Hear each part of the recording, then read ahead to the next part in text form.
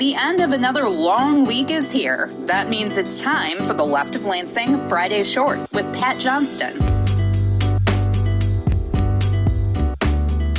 Here's the Friday Short for June 12th of 2026. Demand for solar energy continues in Michigan, even as the Trump regime and MAGA Republicans work on sabotaging any and all clean energy alternatives, plans, and programs. That's right, Michigan Advance's Kyle Davidson writes that solar power now accounts for 91% of new energy resources installed in the United States. This report, issued by the Solar Energy Industry Association and Wood Mackenzie, also notes that Michigan ranks 7th in the country in solar installation in the first quarter of 2026. The report also notes that in the states that Dear Leader Trump won in 2024, including Michigan, those states accounted for 74% of all solar energy installed during the first quarter. So the regime is hurting those states that voted for him. Now, this is happening when the Trump regime has declared a war on clean energy, including solar and wind. The regime issued a requirement, for instance, that all solar and wind energy projects on federal lands would have to be approved by the billionaire Secretary of Interior's Doug Burgum. A federal judge, though, recently put a hold on that order. The regime also moved to nix federal tax credits for wind and solar projects, but that move was struck down by another federal judge last week. Now, in that same report by the Solar Energy Industry Association, it said that over 450 solar projects remain on hold when the power supply in the United States is in desperate need.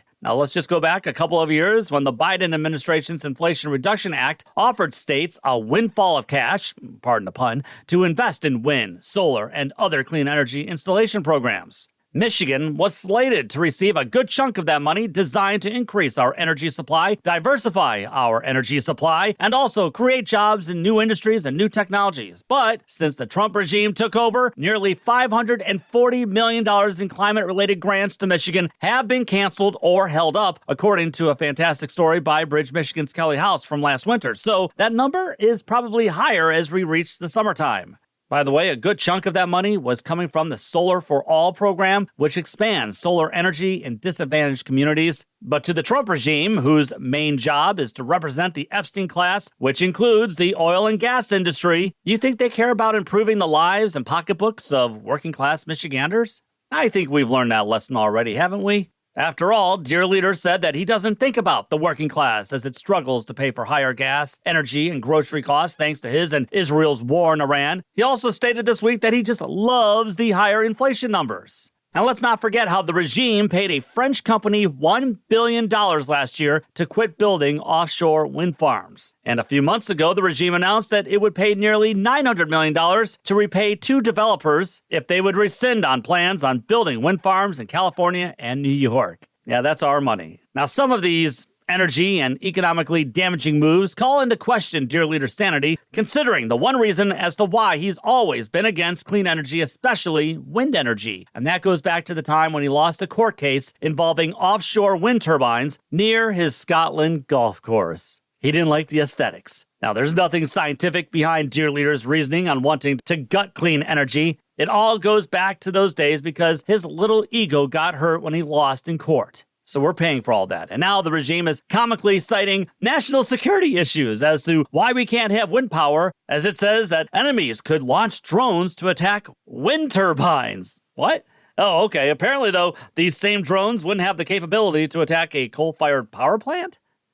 Oh, and don't forget how the Michigan MAGA Republican House last month voted to repeal the state's clean energy laws that aim to make Michigan carbon-free by 2040. You see, MAGA Michigan Republicans would much rather have us rely on the volatility of the fossil fuel markets, as we're seeing with the Iran war. Thanks again to their Dear Leader and Israel. Finally, one last point here. I am completely on board with local communities throughout the state that are fighting back against big tech bro data centers, and I've always been on record on backing those efforts. I do believe, though, some communities are getting tricked into thinking that data centers are the exact same as large solar and wind farms as they sadly fight to stop those projects from happening. Much of the farmland being used for these projects isn't being used for farming anymore, and unlike data centers, which chew up energy and drink up large amounts of water, wind and solar farms actually create much-needed energy and much-needed cheaper energy, while also benefiting the environment and soil, especially with solar farms. So let's just keep an eye on the ball here, everyone, on who and what are the real enemies to our economy, jobs, environment, and communities. leftoflansing@gmail.com is the best way to reach me. Follow Left of Lansing on the socials. Subscribe to the show on YouTube and subscribe and give a good 5-star review of Michigan's premier progressive podcast. And subscribe to the show on Patreon. Go Tigers and take the battle to them.